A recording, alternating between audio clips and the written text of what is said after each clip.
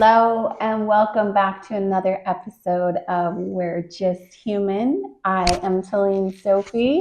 And I'm Hi Panda. Good day to everybody. Good day. I hope you guys enjoy our little screensaver thing in the background. No, it matches red. It matches your hoodie.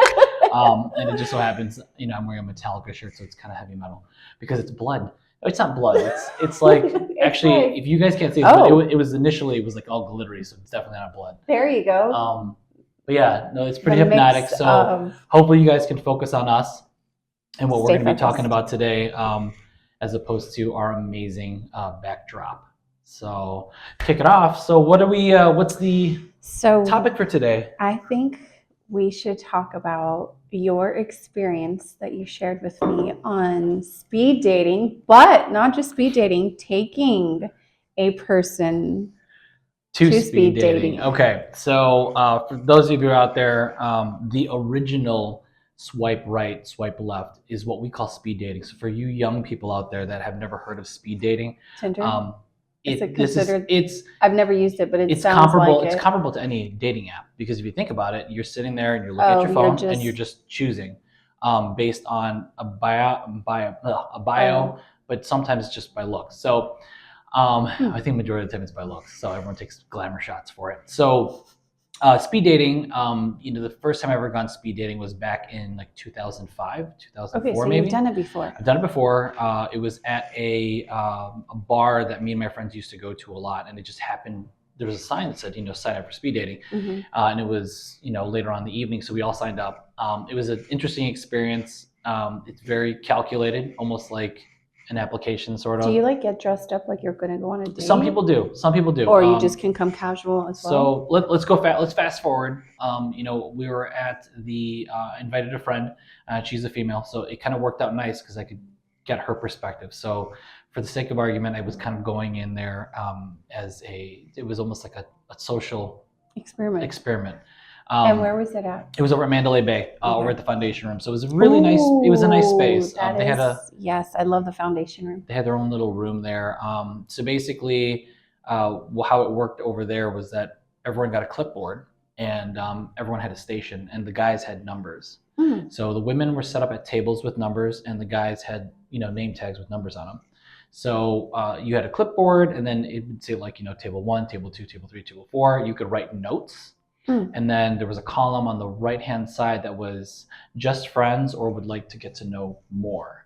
Okay.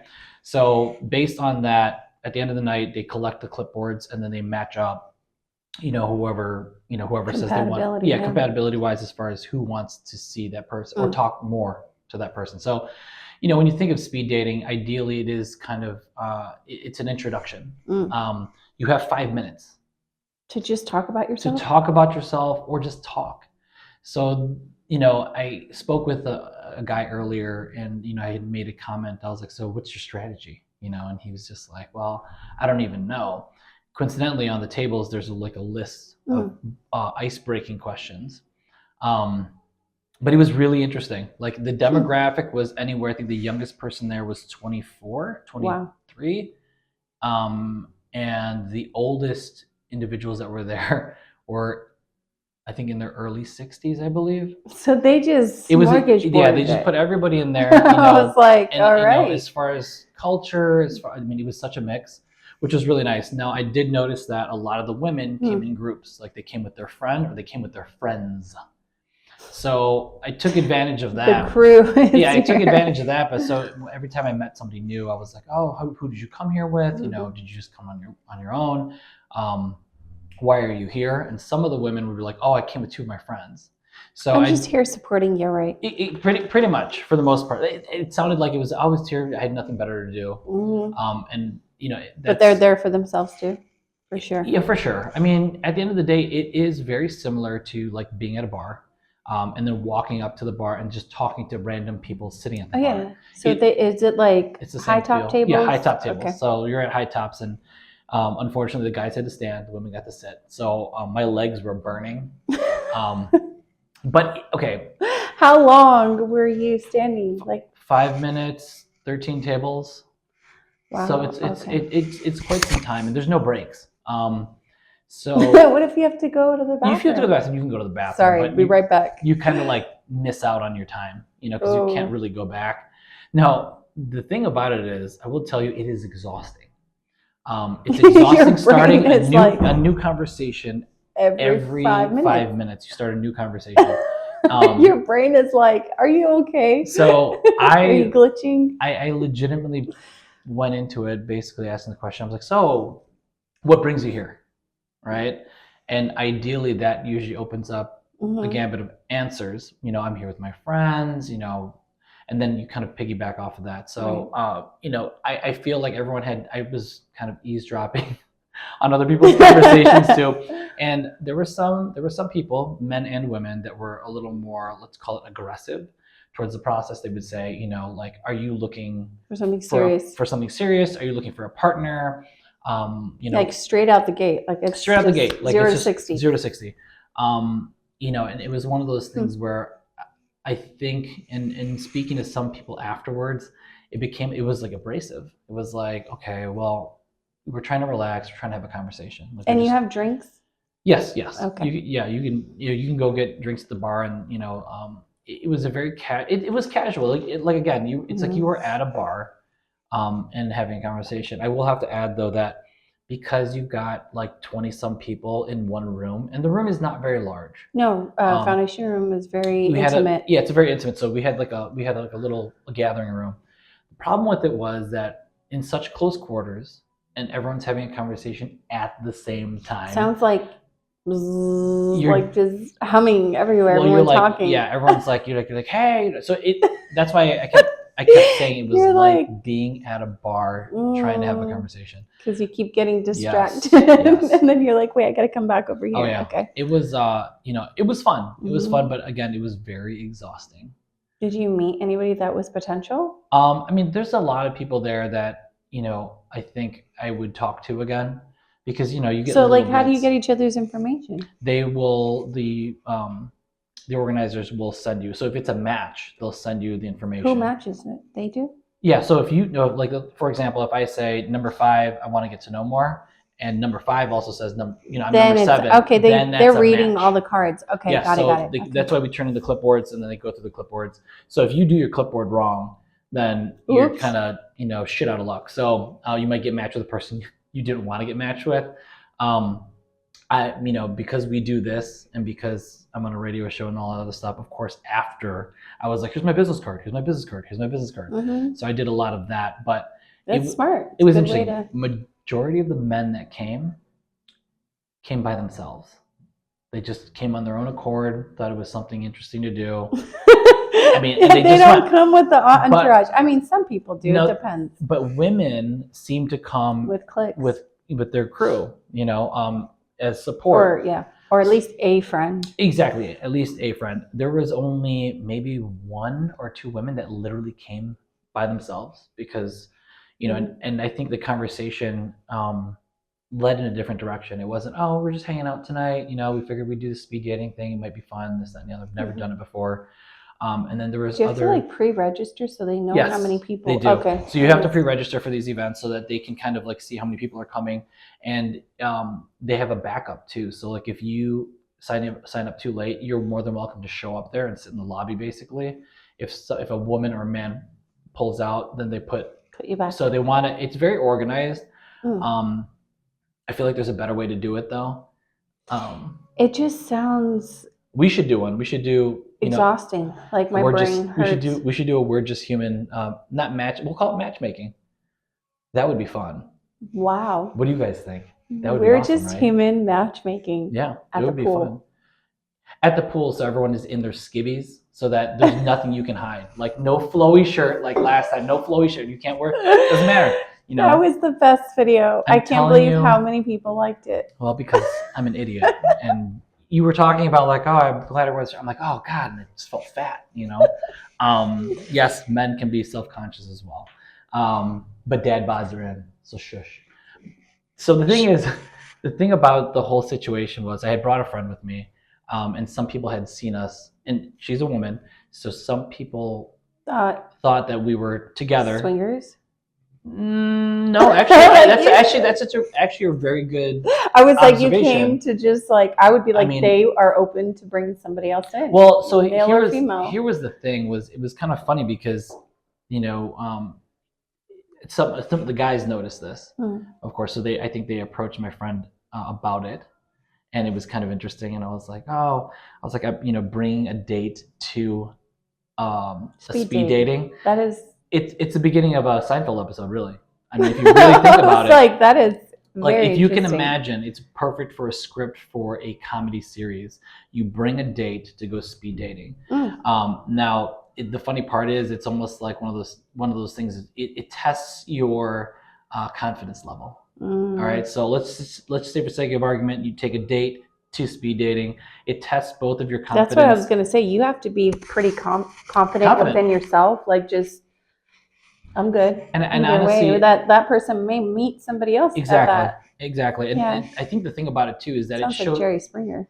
No, Jerry Springer is the aftermath. It's the aftermath. But if you think about it this way, it kind of shows two things about personality that come up like off the top of my head. One, confidence, and two, cockiness. And you know what comes to mind is a really transparent communication. That's exactly what I was going to bring. That is beautiful. It's almost like, hey, I'm confident enough to know that, you know, you and I can still hang out, and you could go, you know, and talk to other people. So it's not that I would suggest it to couples or married couples. Like, if you want to spice things up per se, you can. Going speed dating might be a good solution, because each of you will get any sort of gratification that you need from someone else. You know, like, oh, I'm pretty or I'm handsome, that type of thing. But at the same token, you're still leaving with that person. So, and to think that both individuals are okay with it, and they're confident enough in their relationship and things like that to go and do it, honestly, it's a good form of therapy. So is that what they were asking your friend? Like, if you guys were together? Well, yeah, because they saw us standing together at the bar. They're like, oh, are you guys together? You know, they were asking the questions. So it was kind of funny. We were like kind of poking fun at it. But it's definitely one of those things where, you know, and the funny thing was, there were supposed to be like 2 other friends coming too, and they were also female. So it would have been like, okay, is this guy, is he gay? That's the first thing they would have thought. Or is he just with 3 women? You know what I mean? You know, it's kind of sister wives, you know. It's kind of like when you opened up and you're like, I haven't been with 2 women at the same time. And you're like, on a podcast. Yeah, on a podcast. Yeah. So, but yeah, no, it was a cool experience. I think you can't really learn a lot in 5 minutes, but you can get a gist, which makes sense to be like, okay, I would like to know more about you. That. Yep. Can you pick more than one person to pursue? Yeah. Oh yeah, you can. You know, if you want to. All of the above, please. If you wanted to be, and this is probably the guys, but if you wanted to, you could just mark, you know, all of them, and then see which one matches. See which one matches. Which is. But that's if you want to be. That's true. Yes. Which is parallel to the idea on an app where you will just click yes on everything you pass, and then just see if something bites. So here's the difference, though. I haven't been on a dating app, but when I think about it, okay, you're on an app. You have the opportunity to see different pictures, go through it, kind of navigate your way to your niche, your type. But when you're at speed dating, you don't know who's showing up and what they look like. So that's what I was going to ask you: is on average, what were they? Ooh, this is juicy. The looks. So I feel okay. So I think that's the difference, because you don't know who's showing up versus app is like you can go through the profiles and look, and you can also filter too. You know, I want someone that's 4'9" or 6'9", you know, it's, so here's the greatest part about it. And I think that's what I love about speed dating. And that's why it would be awesome if someone developed an app, or myself, that basically put everybody in the raw, right? So the idea that your roster of people. well, it's almost like one of those things where, you know, you walk into it with, you know, no expectations, because you don't know what to expect. Right. So with this, I think all of us, and I'm sure everyone out there is thinking this, had a preconceived notion of what type of people would go to these things. I wouldn't even know what type. I mean, I would think maybe someone that is like, it sounds horrible, but like desperate. Okay. It's just like, I don't know how to meet other people, and at least people are there doing the same thing, so I don't feel as bad. There's no shame, embarrassment. It's like you're there for that, so everybody's there for that. So the one thing that was amazing about this whole situation is I did ask. I asked the question. I said, "What brings you here?" Right. A lot of people don't. They've had bad experiences using applications. Okay. Okay. The other thing is work. So with people that work a lot, your apps are your only other, or dating someone at work. That's true. Right. Yeah. And then you don't want to make things complicated So there too. I met a good handful of very hardworking women, career women, and it was one of those things where I don't have time. And also finding someone, the whole process of the whole, texting back and forth until you finally get to meet each other, depending on, what schedule is available. It alleviates that. This is all like a straight. You get to meet the person, and talk. To the point. Yeah. Are you ready now? Okay, let's go. Realistically, it is an easier way to kind of weed out, individuals because they're in your face, they're in front of you. You can either feel it or not. And it's also. But were these females? I mean, probably more so than the males. That sounds horrible to say, but I think they probably were pretty good looking, right? I mean, they put effort. Yes. So you said they're working women, so they're taking care of the maintenance of themselves. So as far as the demographic goes, I will say this: it was everything and anything you can imagine as far as the type of people. So you had, let's just say, you had a couple of 5s, and then you had a bunch of 10s. Like, it was a good mix, and everyone had different careers, everyone had different backgrounds, some people had kids. It was such a mixed bag, and yes, in 5 minutes it's hard to get all that information. But you really try to, you try to get whatever pertinent information that you want. It's hard to grasp a feel for the person to know what to ask, because you're not, I mean, you can ask the same question to every person, but it's like you want to know a little bit more if there's more interest in one person than the next person. Oh yeah. So. I think for me, the typical questions were, what brings you here? What do you do for a living? Which I know some people get annoyed. They're like, I hate it when people ask me what I do. I said, so here's you just need to know if you're kind of in the same, like, schedule wise too. Like, what if someone's a surgeon and you're like, I don't want to be with someone that doesn't have the. Also too, it's almost a part of psychoanalyzing. So if they tell you what they do for a living, it might give you a better idea. I'm not saying it's exact, but it'll give you a better idea of what type of personality they have, what type of schedule they have, their work ethic and things like that. So there's a lot of little things by asking. I know everyone fucking hates it, but it's almost necessary. What do you do? What do you drive? And what's your sign? Okay, the car thing. What does it matter what I drive? I drive the Flintstones. You see my feet? They got a lot of. It's like that's so gross. It's so gross. No, but I think the car driving thing is hilarious. Now it's actually a pretty decent question to ask because we have electric cars, we have hybrids, and you have gasoline cars. So sometimes that can be a personality trait. Like, I drive a hybrid because whatever, or I drive an electric car. And someone doesn't like it, and then you're like, I can't sit in your car. I legitimately had nobody ask me about my car, and for whatever reason, it's funny that you mention it. I was waiting for someone to go, so what kind of car do you drive? Because I really wanted to be like, I don't have a car. Like, I was just gonna straight up lie, just to get a reaction, because I'm a weirdo like that. But it's okay if you don't have a car. What? I mean, for you maybe, but for some people it might be a totally different. I mean, I need a car, but what I'm saying is more and more people I'm seeing not having cars. No, that's true. Well, it depends. It depends on. Like, if you work from home and they just like Uber at places. Yeah, if you live in the city and everything's in close proximity, that's why a lot of people that live in a city don't have cars. Yeah. But bicycle here in the suburbs, it's a little bit different, just because everything's too far away. You melt by the time you get there. The tires on the bicycle. Oh yeah, I mean that, or you would be ripped because of just like the heat and all the extra workout that you're getting. Iron Man. But yeah, every time you need to go to the Target, it's like, I got to take my bike and then walk 10 miles and then jog. It's insane. I wouldn't do that. Make your life easier. Find ways to make your life easier. But no, it was. I mean, again, it was a cool experience. It was very different. So were you matched with anybody? Yeah, I got. And have you? I got an email back. No, I haven't. I have not.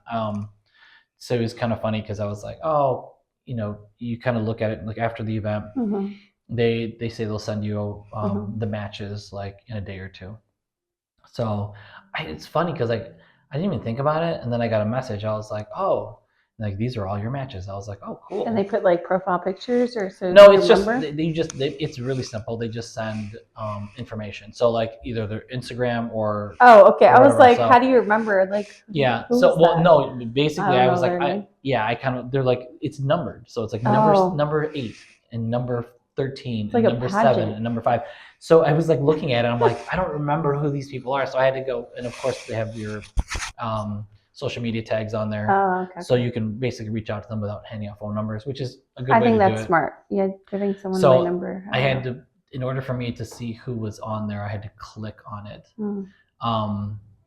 But yeah, I mean, and then being like the fly on the wall, you know, for the because I was, you know, I'm like a journalist, you know, when I'm Did there. your friend, or was that your date? Did she meet anybody? Oh, I have no clue. I didn't ask. Oh, okay. I didn't ask. You're like, no, that's sorry, crossing okay. boundaries. No, I mean, your foot. well, I mean, we all came into this, especially because there were supposed to be like 4 of us going, you know, and they knew my objective, and that's why I even talked to the promoters. I was like, you know, this is, you know I can't do any, you can't do any video or take pictures there for privacy reasons, which I respect. I get that. So it was just a lot of me like talking to guys and girls like throughout the night, and then like kind of eavesdropping on people's conversations like that are by the tables. I wasn't trying to be intrusive, you know, like I was just trying to be a fly on the wall. So, and I was able to do that. Are you able to like talk to anybody after the? Oh yeah, you can do before and after. That's why I was able to get people more. I was able to get more information from people after the event than during, because I'm not going to butt into a conversation. Oh, what are you guys talking about? You know, hey, your 5 minutes is up. No, or not even. Our 5 minutes isn't up yet. What do you want? You know. So and I'm not trying to disturb the event. So I was basically just, kind of listening in and like looking at people's body language. You could tell there were some instances where I was near a table of a date, and the woman was just kind of like looking elsewhere, looking over at her friend at a different table, and I felt bad because I sat there. I'm like, I felt bad for the guy.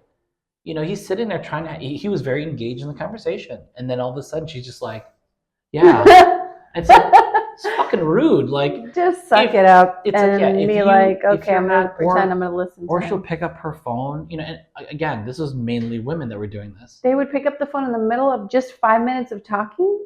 I saw it. Like I was like, what? I was standing by like one of the couch areas, and I was like looking over, and I'm like, oh my god, is she seriously like texting somebody right now? And I felt so bad for the guy. No, that to me is straight disrespect. It is, and it's really rude. Like, don't be here then. Yeah. Like, and I think she was just waiting for her 5 minutes. She probably had put the timer on. No, she didn't. She's not. She didn't look that smart. How much longer do I have to wait? I think the other thing too was that people were. You could tell that some people I overheard too, that like some people were struggling in conversation, which sucked. Some people have like anxiety. Yeah, when it comes to, and then I can only imagine the energy. Like it could feel very overwhelming for somebody, like their nerves. Oh, I mean, I would say walking into it, if you weren't with friends, like sweating, like almost like you're about to give a speech. Yes, because I mean, ideally you are. Yeah. You are giving a speech to someone else. You're kind of going over your resume, if you will. It is an interview. That's what that's someone across from you. My youngest son does this. And then I'm like, I just want to punch him. So he literally, listen, you say something and he goes, what? Oh, and you're like, Jay. And he's like, what? And I'm like, while you're talking, dude. And like, you'll like say something to me. And he's like, what? Yeah. And I'm like, what? What? And it's like, and then he starts laughing and it just goes. You're like, so I said, imagine you're like talking to a girl and you're like, she keeps saying, what? There was, because of the volume in there, yes, there was a lot of that. Oh my God, what? Yeah, there was a lot of that. There was a lot of close talking at one point, especially at one corner of the room, because it was very like. You could come closer. Yeah, it was one of those things. And I was like, ooh, they're getting fresh. No, they weren't. They just couldn't hear each other. It was that loud? It was loud. If you can imagine. Do they have like music in the background and stuff? There wasn't really any music in the background. I know like outside where the bar area, like the common area was, they had some music going on, but it wasn't that loud. But it was just having that many people in such a close quarters that it was like, you're trying to, like, you and I are trying to talk, but there's someone like right over here, 2 people having a conversation. So It could have been a little more. That's why you're hearing spread what? out. Yeah, What? a lot of it. And it was funny because I know some people weren't trying to be rude, They're you like, know, what? but I mean, realistically though, it was funny. I thought of the 40-Year-Old Virgin, if you guys have seen that Oh movie. my gosh. And I was praying to God that I would meet a woman named Jine because it would just be awesome. Gina? No, Gina. Shine. It was, and I made jokes, about going into it, saying that, we were all joking around about making different personas for it. And I also thought about that too. It's I'm one like, of the greatest movies. how many other people are going in there going, you know what? I'm going to be someone totally different because I can. Oh, wow. And try something new out. Huh. But I mean, again, I met a lot of individuals that were like, oh, we talked about past relationships. We ran through it. Wow. That you had time in 5 minutes? Yeah, well, it depends. We kind of like led into the conversation, and then of course we made long story short, and then it's like if you're really interested in that person, they're a person to reach out to, and they can fill in the gaps, on your own time. Because if you have a good connection with someone in conversation, you can spend hours talking to them. Yeah, absolutely. And some people, you could see how dead they were. They were just like. So how long did the process take? So the first person to the last person, an hour? Oh God. Hour and a half, 2 hours? What? I mean, whatever you multiply, there was like 13 of you? 13 times 5. I'm terrible at maths, so you got to figure. Both of us. It was well over an hour, that's for sure. Yeah, well, an hour and 5 minutes, give or take. But it was it was a cool experience. I mean, if you've never done it before, definitely go speed dating. How do you even find out about information like that? So I mean, just type in Facebook, speed dating? Okay. yeah, or type in speed dating. I'm sure if you do a Google search in your area, you do speed dating, whatever city you're at, you can find something. But yeah, it was a wild time. It was a wild time, and was that on Valentine's Day? It was on Valentine's Day. Okay, I was gonna say. So afterwards was a whole different ballgame. I'll go into this real quick, but so after the speed dating event, everyone piles out of this room, and they just go into the common area. They go to the bar, or they go to the restaurant, or they leave, or whatever else it is. We were all planning. We were going to go meet up for dinner, so we were like getting ready to leave, but we hung around for a little bit because I wanted to see, I wanted to talk to everybody, you know. And the women were in their groups, and some of the women that came by themselves went up to the bar. The men, holy shit, it was like a piranha frenzy. They came out of the room and they were like, they went straight towards, they went for it. So it was one of those things where I think I heard some side conversations, and a lot of the guys were asking a lot of the women, like, what are you guys doing now? Now, mind you, buying myself a drink. All these guys are there by themselves. So you've got 6, 7, 8 guys coming up to these groups of women that they just did speed dating with and going, hey, what are you guys up to now? Are you guys going to dinner? You guys want to grab a drink? You want to do this? You want to do that? And I wasn't sure how I felt about it. I was like, well, you just got done speed dating. I get it. And I'm not saying all men, but it seems like they were very anxious to move on in the process. I need to know now if you're interested. Not we're going to let the process take its course and then find out. And that could be overwhelming. Everyone looked really overwhelmed. They looked like they were like, oh, that's why I was hi. Can I just have my drink first? Can you back up? So, I heard a couple that say, oh, we're just going to hang out. We're having a girls' night now. Happy Valentine's Day. Back up. Yeah. And, men will be men. So, some of them were a little persistent. No one was aggressive about it, but you could tell that they were like, oh, do you want to go grab, dinner or whatever? Or do you want to go grab another drink? Or are you guys going out after this? And I almost I don't know. Personally, I don't know that I would go that route. Because the event's over. We said our goodbyes. I mean, if you're standing in the same vicinity, you just start talking, but not to not to push throw the envelope. yourself on the other person. I made it a point because of what I do. I was just handing out business cards because it was this was like a networking meeting. Yeah, of course it was 1,000% networking. A bunch of people. Oh yeah, and that's kind of the way I looked at it. My perspective might have been different from a lot of people going in there being like, I'm looking for love, or I'm looking for sex, or I'm looking for a new friend. I don't even know. But it was it was very interesting. I would advise people to try it out in your area. It's fun. If you make it fun, It can be a lot of fun. Yeah, no, you don't have to like kill yourself trying to go and I know. just breathe and be like, hey, it's just a moment. I told a couple of people, hey, relax. We're here to have fun. I know. You could feel them like, oh yeah, super tense. You're like, super just let go, relax. It's fine. Let it's it fine. go. Don't worry about it. So, but yeah, that was my speed dating social experiment. It's wild, even now with applications, it still seems to be a little more fundamental and makes more sense to do, because you have to make time to go do it. But you're able to go on like 30 dates or 20 dates all in one night. But it is exhausting. It is fucking exhausting. Like I was tired of standing and I was tired of being like, and you have to be on for an hour and whatever you said, 5-10 minutes, where you're just constantly talking. And then your mind has to like register what you're saying to like put it somewhere before you go to the next one, and everything just kind of, I would think, feels on top of each other. I mean,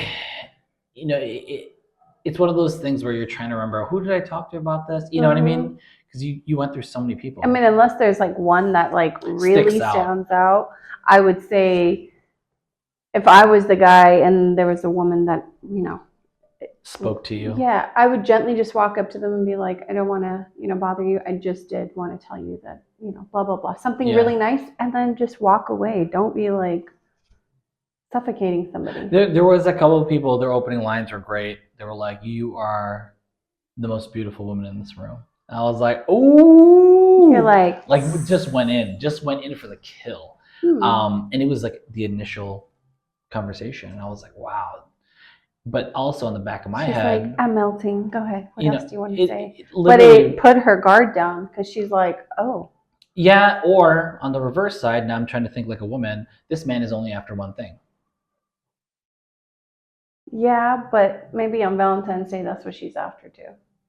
And that's fair. And that's completely fair. I'm just saying that, like, I know it's unfortunate that people, I think it's the way the sayer says it. You know what I mean? Well, how it's presented.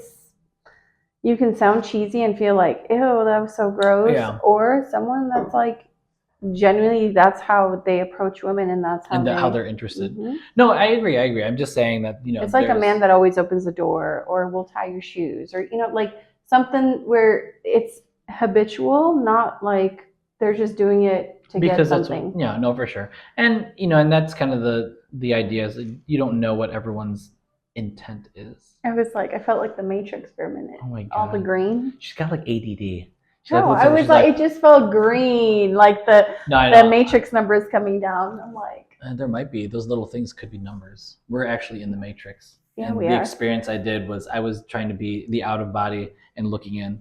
The observer. Yeah, it was being really the observer of your own story, situation, circumstance, whatever it is in that moment is so, I don't know, like, it's important, refreshing. Like you just see it in a whole different way. Well, and I think that's the problem though too, is that we don't take the time to step back. And this whole that's where projecting happens. I mean, and that, kind of piggybacking on the whole idea of the speed dating thing, you kind of reflect before and after the event, like what happened, who did you meet, things like that, and you kind of think to yourself, what did I say, or how did this person respond, as opposed to just going on one date and just doing whatever the hell you want to do. Hours and hours. So you're a little more analytical, I think, because of the type of situation you're in. I think I would have like the giggles, and can you totally imagine me? Like I would just be like completely. Laughing, and then completely. Are you okay? You would be laughing the entire time.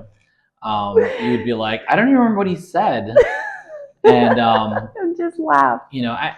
And that was kind of the thing too, because everyone came to to impress. So that's what I was gonna say. How are they dressed? Some people just feel like I legitimately would have. I almost wanted to go like this. Yeah. Because and there was one guy. Did you wear like a? I did my hair, and like I wore a different T-shirt. That was pretty much it. You still wore jeans? I wore jeans. Yeah, I mean there were guys there in like 2-piece, 3-piece suits. That's what I was gonna say. Yeah. There were some women there, with cocktail dresses on. I mean, the way mind you, we're at a club, so I mean, most, if not all, the women were dressed to impress. Yeah. I mean, you're out; it doesn't matter. They could have been going out to dinner; they were dressed. The guys, it was a gambit, but you could tell the guys that were trying to really impress and come off with not to say a facade, but look apart, if you will. And then, I mean, there was one guy that was super eccentric. Like he just had this outfit on that like really shouted like fashion-y. He was cool. He was a real cool guy. I was like, oh my God, this guy's, I want to hang out with this guy, like match, But it was, and then there was a couple guys that, they were very nervous. It's almost like they had just dressed themselves for the first time, and they were just trying to get out there. And I have to commend them. They broke a barrier of, not wanting to be without, human contact. And they said, okay, you know what, I'm going to go out. And this goes for some of the women too. I'm going out there. I'm going to try this, and I'm going to try to give it my best. I think no one was resistant, which was nice. Yeah. I think, they like, you're like, why are you here? A couple cocktails, and they got comfortable, and they're like, all right, shot. Yeah. Like, forget the cocktail. There was not. Well, that's why it's hilarious, because some of the younger people that were there, you can tell where their head's at as far as and of course for a person that has children or has been married before or whatever it is, it's an interesting conversation to have. So I'm sure there's some men there too that were like probably in their late 50s, early 60s. Wow. I think one of them I had heard was widowed, and I was like, oh, this is nice for him to go meet. I mean, not even find someone, but just meet people, talk to people. So I think there's a lot of psychological good that can come of these types of things. No one was rude. No one was like, you're ugly, I don't want to talk to you, or like, your job sucks. Everyone was very polite for the most part, respectful of each other's. Other than the wandering eyes of like, I'm bored and I want to move on. Yeah, that was a bit much. But other than that, I mean, there's not much bad I can say about speed dating, And for those of you out there that think just losers go speed dating, you are fucking dead wrong. Desperate people. I'm talking, or desperate people. Like, to be honest with you, this is just an option. Yeah. That is out there. It doesn't happen very often. I think what it is more human connection. Because on apps, totally is. Yes, you're seeing something, but it's still very virtual versus you go and you're actually there with the person. Yep. So like, guys, I will tell you, there are like 10s and above that are there, but you really got to bring your A game, because most of these individuals are, either career women, and they have busy schedules, so you can't be a bitch and be like, I need you here all the time. You got to have a goddamn job too. It's just, I made a comment to one of the girls, and she was, she was in the medical profession and very high up, and she said it's hard to date because of my schedule. And I made the comment, like, why not date anybody at work? And of course that's very subjective, but I also said, I get it. So you need to find someone that has the type of schedule you have, or is an entrepreneur that can create a schedule where when you're available, they're available, or a man that is self-sufficient, a man that is not jealous, because we'll do it both ways, men or women, a person that is not those things, because otherwise you're going to feel neglected. You're not going to understand, or you refuse to understand why they're so busy. And it becomes that goes into like your attachment styles, like anxious attachment, all that. So and that's difficult to find, in general, because secure attachment style relationships are very hard because everyone's fucking needy, or you just have to build trust, and once you build that trust, then you can. No, I agree with that, but I will say... But you do have to be respectful of somebody's career. And so I think there's a lot of things. Respect is definitely number one, regardless. But I think on the other half, too, they have to be secure in themselves. Because the more insecure that individual is, the more it's going to overflow into the relationship. Or just be open about it. Share with the person, like, this is what it's making me feel like. Maybe you just need reassurance a few times because it's like new, the person, you're getting... Love languages, affirmation. You just you're like, okay. No, I get it. I know what you're saying, where some people are like, well, what do you mean you can't see me this week? Oh, no, I can't see you this week. You're like, what? I know. It's, and of course the idea too is like out of sight, out of mind. That's the kind of insecurity that we're built with. But I mean, at the end of the day, if that person's thinking about you nonstop, even if they don't reach out to you right there and then, it doesn't mean they don't want to be with you. So remember, everybody, a big thing. Sometimes, you can be in someone's heart without having to be on their text message feed. So That's and that's what we call. That's how men communicate. Yeah, we're What? very I didn't say simple. anything. We're very simple. We don't make it complicated. Just tell us in one line what you need us to do. Don't go fucking around it. Don't fucking tell us a story about someone else that did. Just be like, hey, It's you like need to do a this. riddle you got to figure out. Yeah, You're like, okay, Mo went to Shirley's house. It's like, it Shirley doesn't- got Mo. I think there was one point where I had a woman I was dating a long time ago. I got fed up with it. I said, stop sending me riddles. Just tell me what to fucking do. I'm not trying to be rude about it, but tell me what to fucking do. Like, it doesn't have to be this drawn out. I go, realistically, you're wasting time because you were telling me all this bullshit instead of being like, hey, babe, can you just go do this? I'm like, yeah, sure, not a problem. Oh my God. We're simple like that. And maybe it's because, but then again, too, I guess it really depends on the person. But yeah, I think, I don't know why. Why is it that women make things a little bit more difficult than they need to be? I'm not going to use those words. Why is it that there's we over-explain sometimes. Yes. And I think it irritates men. Men are like, dude, can you just get to the point? Yeah. Yeah. You wanted me to buy the sausage. I know, and then you're going to complain that I didn't do it 20 minutes ago, but you were 19 minutes into the story, so I couldn't leave because that would be rude, right?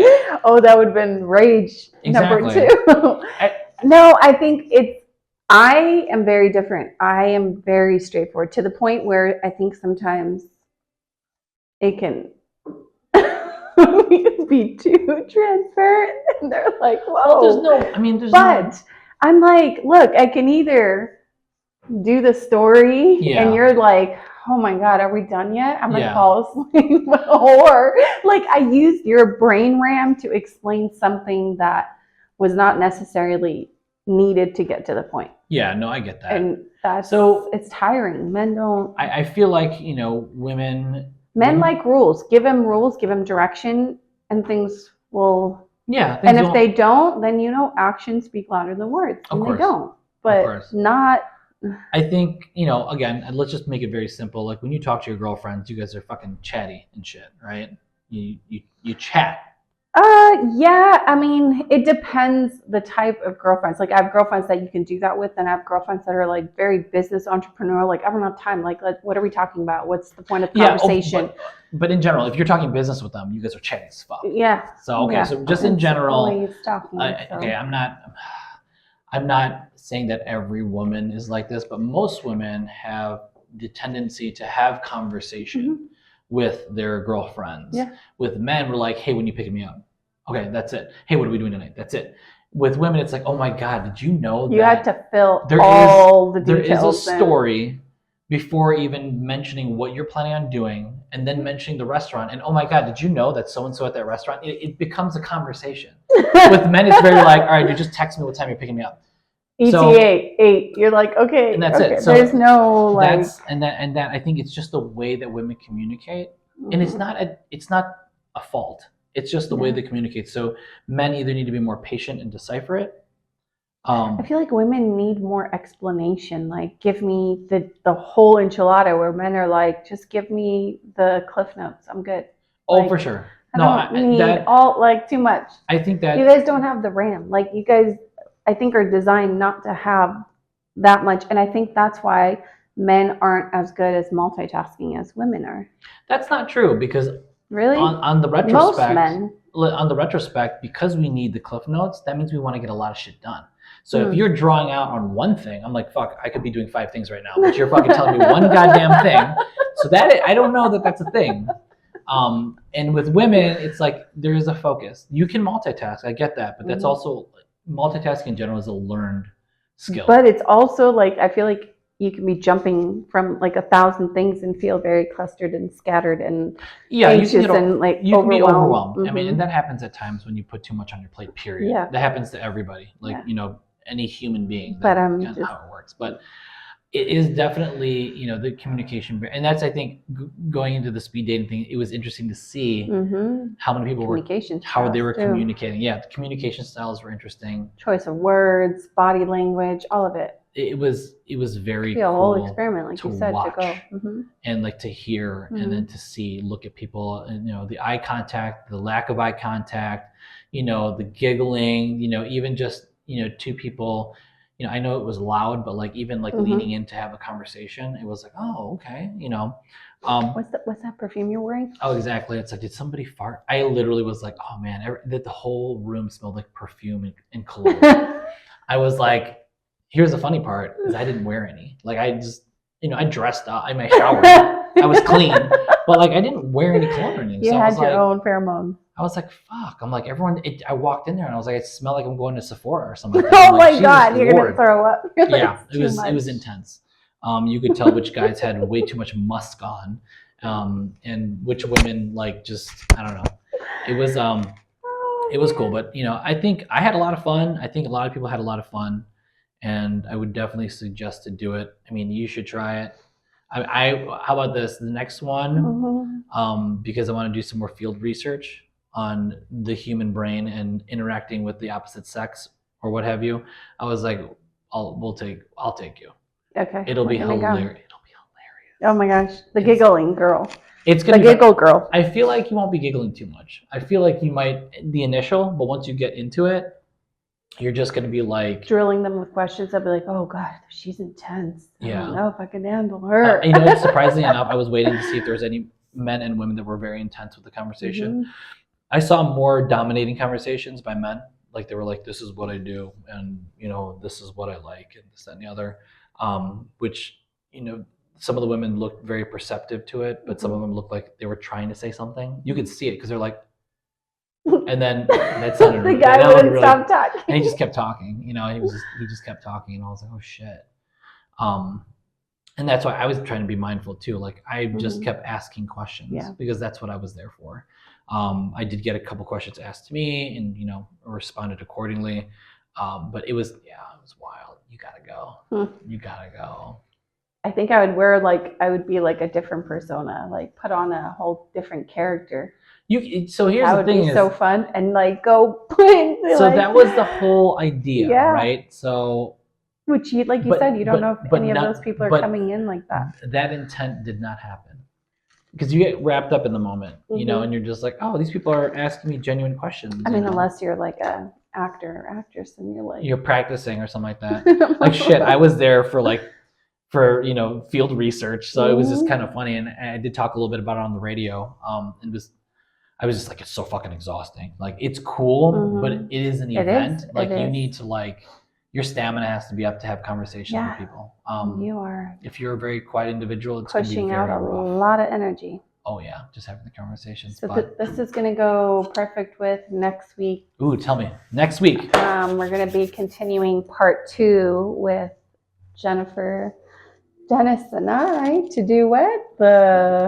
I'm not sure if we're going to make it to go to the adult store. Okay. But we will bring the adult store to you. Oh God.